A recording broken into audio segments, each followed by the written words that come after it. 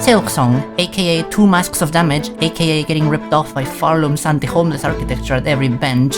Let me step away from my usual style of fast-paced, comedic reviews and actually talk about this game proper. Silksong is one of the games of all time. It's by far the best game I've played in the last few years, and one of the best Metroidvanias ever, right below Ender Lilies. There's so many little things and details to enhance the experience. Screen and sound effects getting more intense as you get lower on HP, Hornet's remarks on the different bugs in the Hunter's Journal, and yes, you can cut the background grass in this game as well. You can tell it took 7 years to release it for a reason. Let's start by addressing the main complaint, the difficulty. I personally enjoy challenging games. I've played platformers since back when I was still in the womb, so they're pretty much second nature for me. I know people of all skill levels play this game, and that's where the majority of the complaints are coming from, but I feel like Silksong's difficulty is part of the title's charm. It's a Metroidvania after all. The more you explore, the easier it gets. If you've been stuck in bile water for an hour, just go somewhere else. So many of the game's troublesome bosses can just be skipped by taking a different route. Savage Beast Fly 1 is completely optional. Lost Judge can be avoided by taking the alternate route into the Citadel, where you'll fight Phantom instead, which is much easier in my opinion and has no run back. And the entirety of Bilewater is completely optional until Act 3. Not to say there aren't bullshit, rage-inducing things like environmental hazards stealing 2 masks or running out of shell shards after dying to a boss 3 times, but these don't feel big enough to make you hate the game. So, in a nutshell, I think the difficulty is fine, but the game is not intended to be played by everyone. It feels tailor-made for players who want to earn their way through a game. And I just happen to fall in that group, hence the bias. Now, let's talk about something that's much more subtle, but has a massive impact on immersion. The sound design. Everything in this game makes sound. Hornet walking on different surfaces, enemies noticing or attacking the player, rosary beads scattering across the floor. Even NPCs like Chakra or Sharma, who can be heard from a screen away with a smooth distance effect.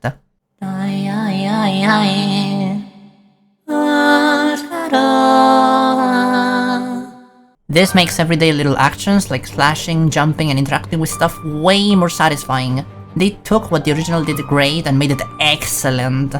Let's talk about the map. It is big. Big! At the end of Act 2, you will think you've seen the whole thing, but then a new area appears at the edge of the map, and then another one, and then another one, and then another one.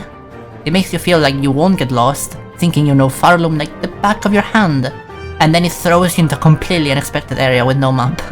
The original made you feel like it was massive from the get-go, showing you the location of the 3 dreamers who are all pretty far away, the tram, the elevators. This one does the opposite.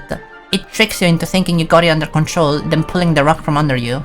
I was legitimately worried the game would be too short, and then Act 3 came around. I'll give you my only complaint with the map. It doesn't tell you whether an area has been fully cleared or not, so you might spend a while getting that last 2%. Now it's time for the gameplay. Crests, tools, abilities, spells. This game gives you such a big and varied moveset. It's insane.